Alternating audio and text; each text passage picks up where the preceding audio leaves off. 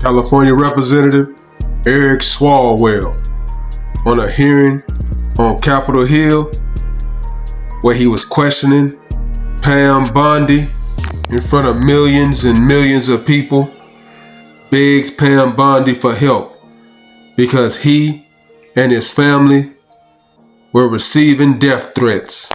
Now, no one wants to see anyone's family receiving death threats. Everyone should feel safe. But Eric Swalwell is one of Trump's biggest haters. And for him to have the audacity to ask Pam Bondi or anyone from the Trump administration for help is utterly ridiculous. That's like the Joker asking Batman for help, or Bugs Bunny asking Elmer Fudd, "Can you help me?" Or Lex Luthor asking Superman for help. That just doesn't happen. And it definitely doesn't happen publicly. Good luck with that. Please be advised, Eric Swalwell will be using a lot of profanity in his questioning of Pam Bondi. So please take the kids out of the room before viewing this video.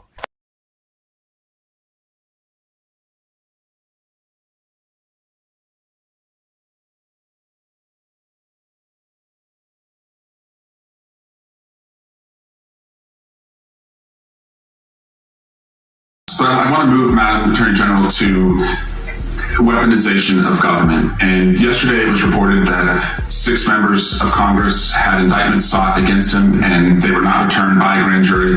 My colleagues have spoken about their frustration of being in subpoenas and having cell phone records combed through. Well, in 2017 and 2018, Adam Schiff and I had our cell phone records and email records combed through, not by you, but a different Department of Justice under the president. It was in retaliation for our role in the Russia interference campaign. An Inspector General report would find this improper and that the predicate for it was absurd.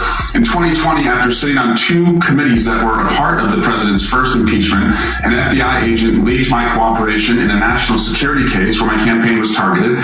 The president's FBI senior leadership authorized 2 statements to the press that said I was never suspected of wrongdoing and only helped the investigation, but that didn't stop the death threats or my GOP colleagues from referring me to an ethics investigation where Kevin McCarthy's chairman on the ethics committee would find the same thing as the FBI. Our current FBI director would then write a book called Government Gangsters and identify a long list of enemies. About a quarter of them have been either investigated or indicted. He listed me at the very top along with Adam Schiff, and during that same testimony, refused to recuse himself when asked if he would recuse if any case came across his desk involving me or people on that list. Since that testimony, his department has put me under investigation with Senator Schiff for the nonsense mortgage fraud cases that we've seen.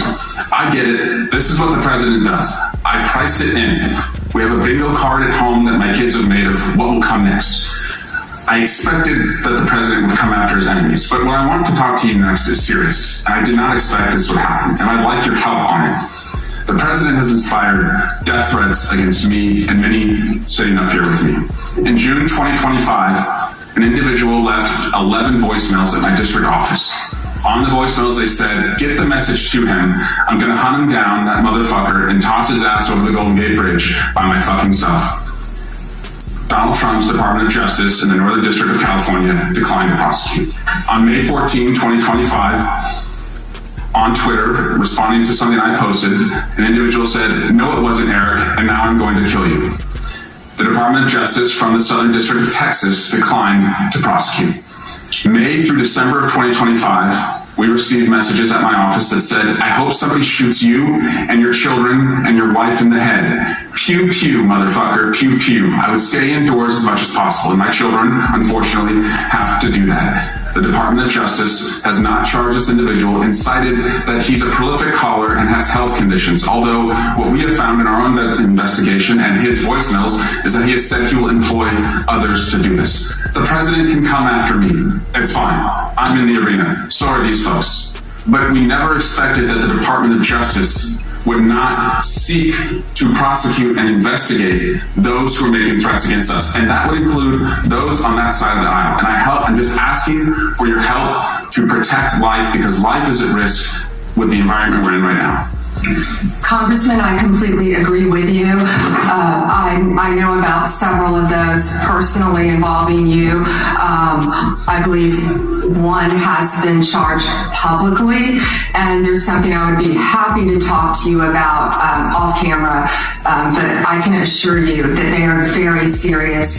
They are being looked into, and I can give you more details on those. None of you should be threatened, ever. None of your children should be threatened. None of your families should be threatened. And I will work with, you can come into my office any day. I will work with all of you on both sides of the aisle if you are ever threatened. And I'll gladly talk to you after this hearing about your cases. But I can tell you some of them are very active.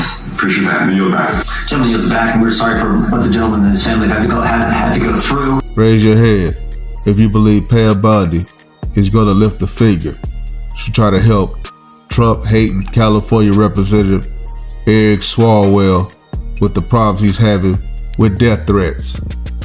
I see one hand. Let me know if you guys believe what Pam Bondi said. She takes everybody's death threats seriously, and she's going to look into it, and she's going to handle the matter. Drop a comment, like, comment, subscribe. Follow God, not culture.